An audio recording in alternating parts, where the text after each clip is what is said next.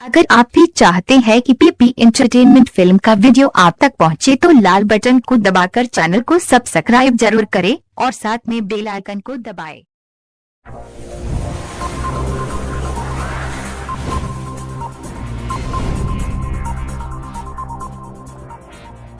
पीपी entertainment film. प्रेम से बोलिए सरस्वती मैया की।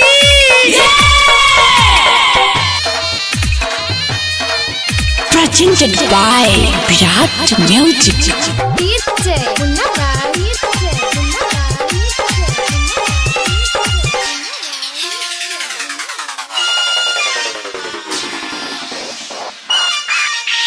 बिना के तार पर नारद के देखू गजबे सूरत छै यो। बिना के तार पर नारद के देखू गजबे सूरत छै। हमसे सवारी पमैया के देखू गजबे मुस्कान छै।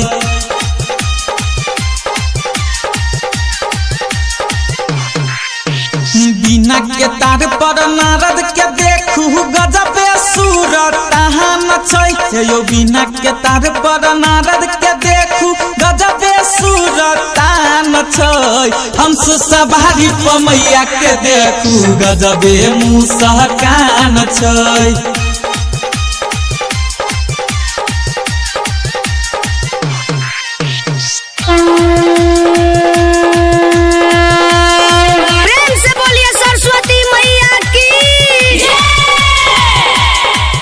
पीपी एंटरटेनमेंट फिल्म।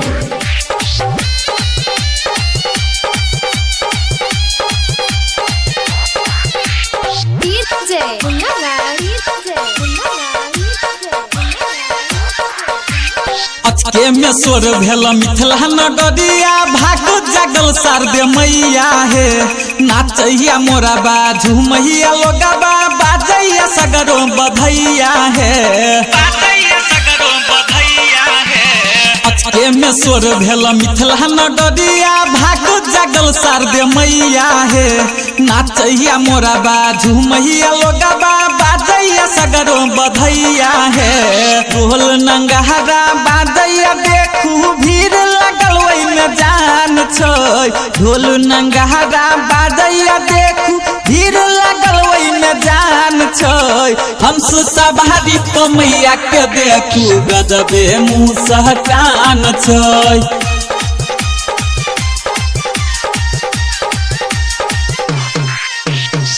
आप सुन रहे हैं प्रदीप परवाना एंटरटेनमेंट फिल्म से पीपी एंटरटेनमेंट फिल्म।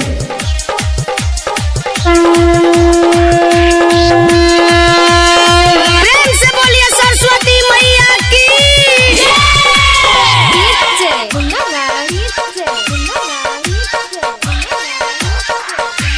मानव विभोर भेलै सगर होई जोड़ा भेलै कमल आसन विराजल यै।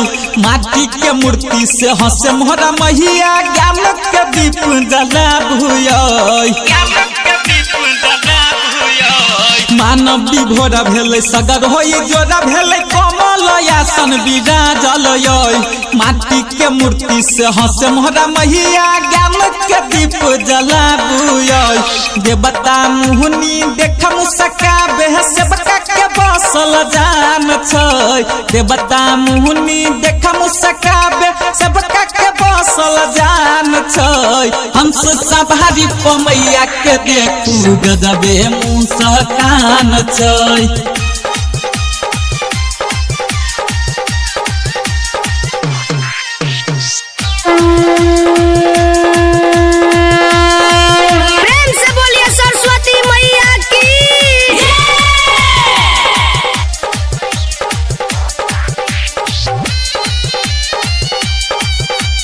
Presented by Virat Music.